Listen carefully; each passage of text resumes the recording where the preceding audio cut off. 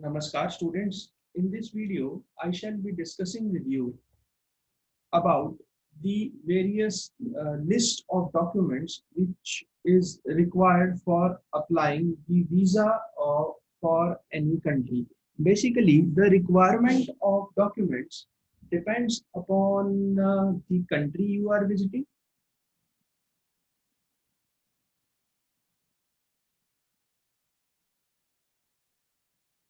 and the category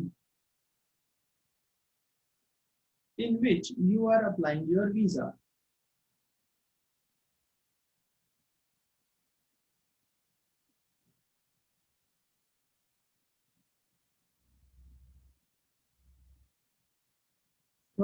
From category, we mean basically the type of visa which you are applying. Either you are applying for tourist visa, then the list of requirement will be different. If you are applying a business visa, the list of requirement will be different. If you are applying a medical visa, the list of requirement will be different. Similarly, if you are applying for a study visa, the list of requirement will be different. And there are a lot of other types of visa. So every visa category has a different requirement of documents. Here in this video, I shall be discussing with you in general what are the various documents which you require while applying for a visa for any particular country. For applying the visa, the very first thing you need to have a passport with you. Now, with the passport, there is one restriction. Your passport should be valid at least for 6 months from your return journey.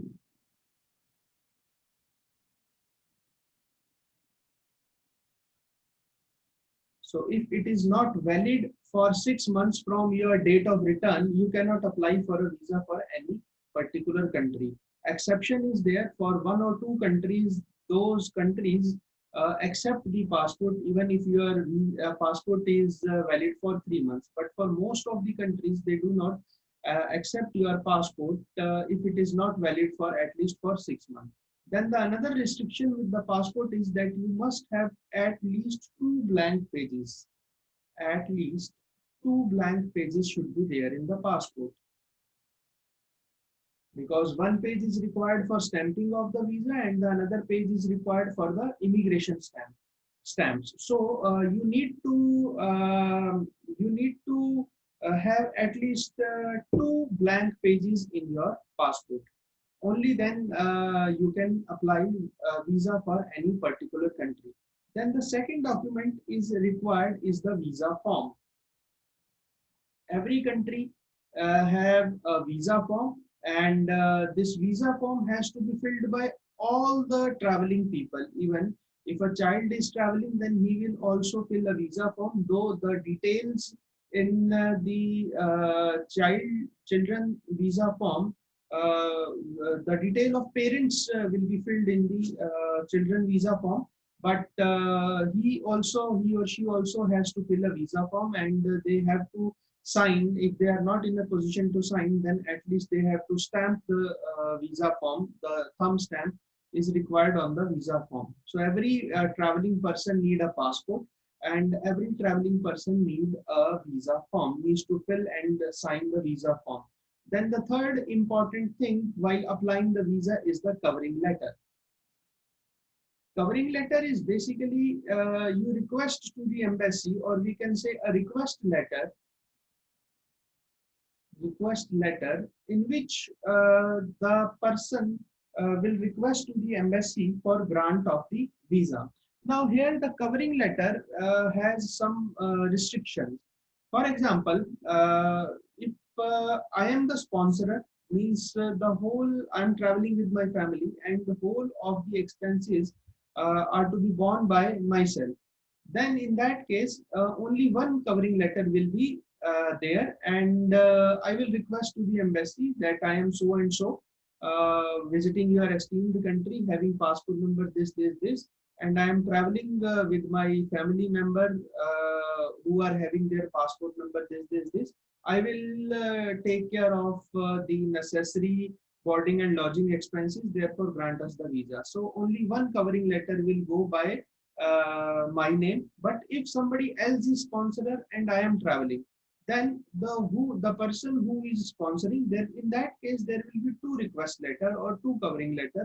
One will be from the person who is sponsoring the trip. He will basically give a request to the embassy that I am sending him for any purpose. The purpose must also be clear in the covering letter, and he will mention that I shall be borne all his expenses related to boarding and lodging. Then the another covering letter will be gone from the side of the person who is traveling. He will request to the embassy that I shall be visiting your esteemed country with these many passengers, and the expenses shall be borne by the other person. The detail of that person will be included in the covering letter. So this may be the case of the covering letter. So in some cases only one covering letter will go, and in some cases two covering letter will have to be submitted while applying for the visa.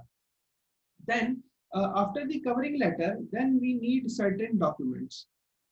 Then we have to, the very first thing, we have to prove the purpose of our travel. Prove the purpose of our travel. Means purpose means if either we are trying for holiday, or I can say tourism purpose. If someone is traveling for the tourism purpose, then one thing which he has to attach along with his visa documents, that is the confirmed return air ticket.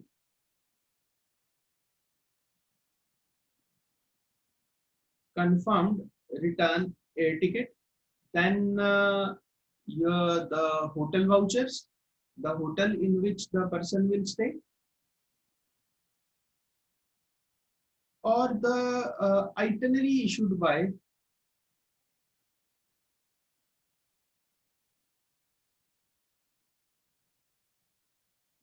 tour operator. That will act as the document if we are going for the holiday purpose.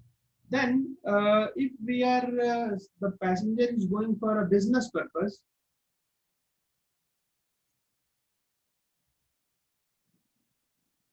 then the foremost important thing is the invitation. Now this sometimes embassy do have a specific format of invitation, and the invitation must come in that particular format.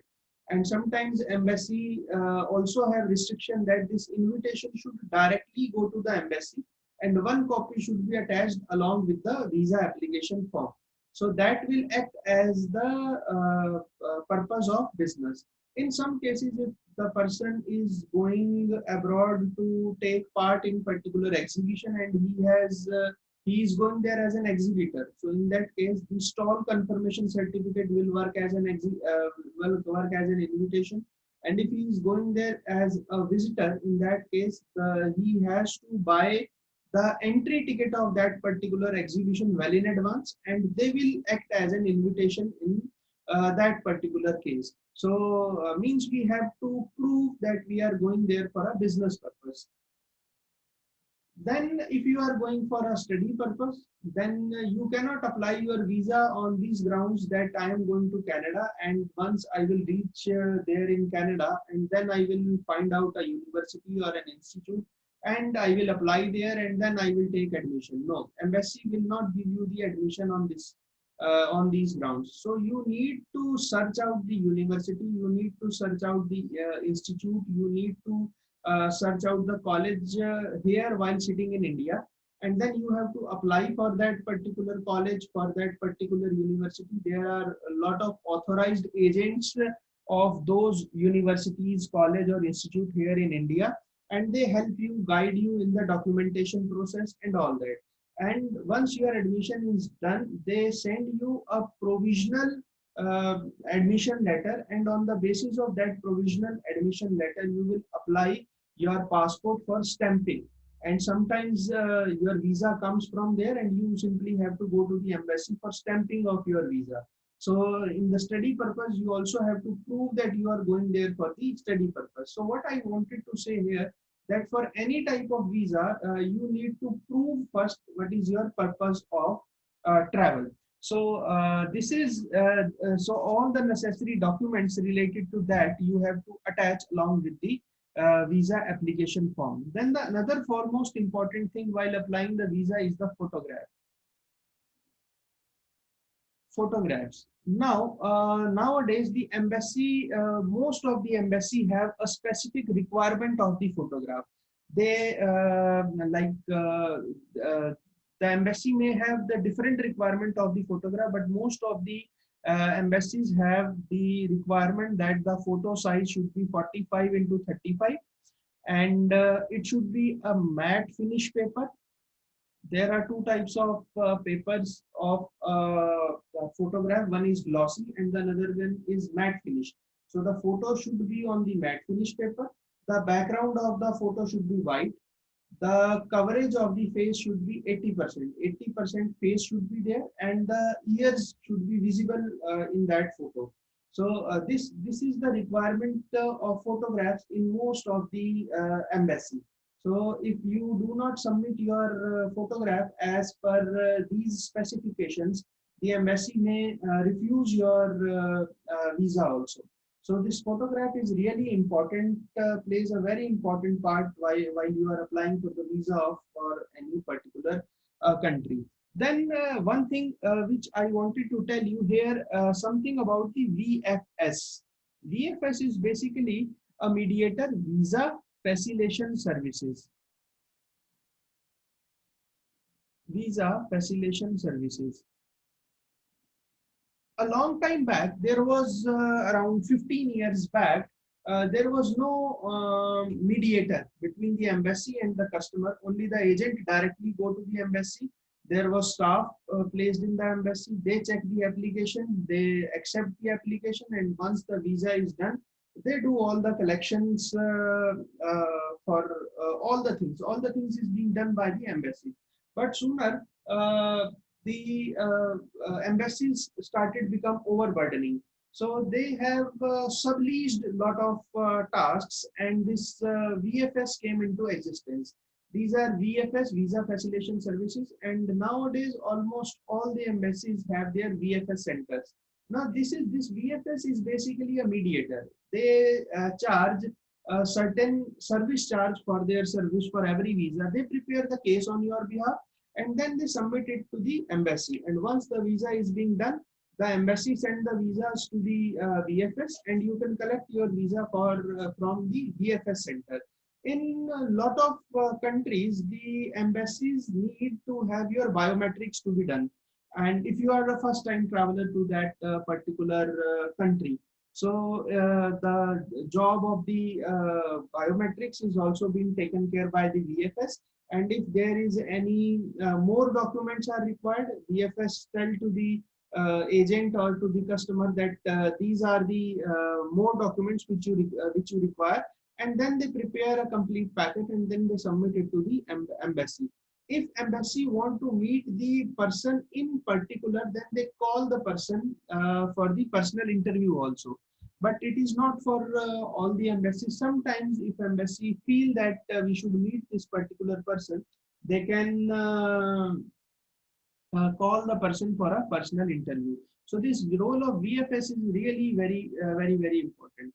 Apart from that, there are some financial documents are also required, and in financial documents, the very first thing is the ITR, income tax return. Then we need to have a balance statement, or we can say a passbook copy or bank statement. Passbook copy or balance statement, or this is called as the bank statement. This may be required for last 6 months, or in some cases the embassy may ask for a 1 year bank statement also. ITR, generally the embassy asks for a 3 years ITR. In some cases, the balance sheet of the company. If a person who is running a business, he is traveling, then the balance sheet of the company is also required.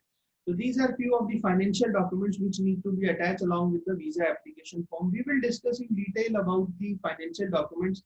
We will take the cases if a businessman is traveling and if a salaried person is traveling, what are the various other financial documents are required.